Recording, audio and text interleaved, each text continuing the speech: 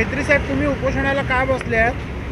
उपोषणला ह्या बाबतीत बसलो आहे साहेब, भटक्या विमुक्त जाती आणि जाती जमातीचे हा प्रश्न आहेत साहेब. प्रश्न असताना आम्ही जात पडताना मागणी केली होती. 1961चा पुरावा ते मागत आहेत. ही भटकत जाणारी जात, ह्या जिल्ह्यातनं दुसऱ्या जिल्ह्यातनं जाणारी 1961चा पुरावा आम्ही कसं द्यायचं आणि कुठून द्यायचं? त्याच्यामुळं आहे ना साहेब, 2008 साली GR तो लागू होता. द्यायचे ग्रामपंचायतीने दाखल्यामुळे आणि नगरपालिकेच्या दाखल्यामुळे बाबा हा रहिवासी आहेत म्हणून ते आधी द्यायचे. आणि 1961चा पुरावा रद्द करून 2008चा GR पुनर्जीवित करावा आणि ह्या 2012चा GR रद्द करून आहे ना 2008चा पुनर्जीवित करावा, ही मागणी आहे शासनाला. ही विनंती करतो मी. मुलं बाळांचं आहे ना खूप प्रॉब्लेम होतात आणि आमचे BA BCom शाळा शिकलेले मुलं आहेत ना, रोजंदारीवारी कामं करत आहेत. आज फावडा गमेले घेऊन साहेब त्यांना काय न्याय भेटत नाही आहे. आणि बाबासाहेबांनी आम्हाला आरक्षण दिल्याबद्दल ते पण आम्हाला लागू होत नाही आहे ह्या 52 समाजाला. ही सगळ्या कळकळी विनंती आहे, मी शासनाला मागणी करतो.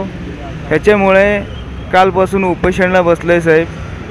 आजही कोणी येत नाही आहे. जिल्हा अधिकारी साहेब इथूनच जातात, इथूनच हे करतात, कोणी यांना फिरकून बघत नाही आहे. हीच जनतेला विनंती करतो. हे असं चाललं आहे. आता थोडंसं बोलायला पण जास्त मला जड होतं आहे. आणि रत्नागिरीच्या चाकरमान्याने येणारे सगळे रत्नागिरी जिल्ह्यातले खूप खड्डे पडलेले आहेत आणि ह्या रत्नागिरी या एका वर्षात 12 लोक मेले हो साहेब.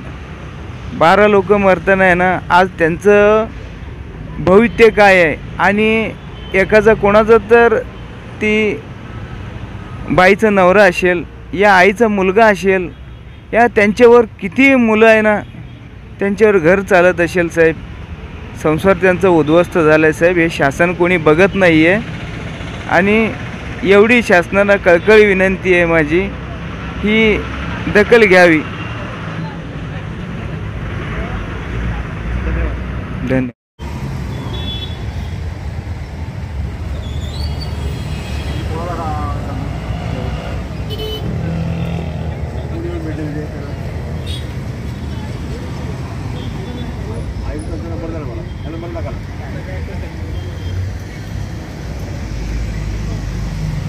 आवाज करतो ह्या नंबरला करतो.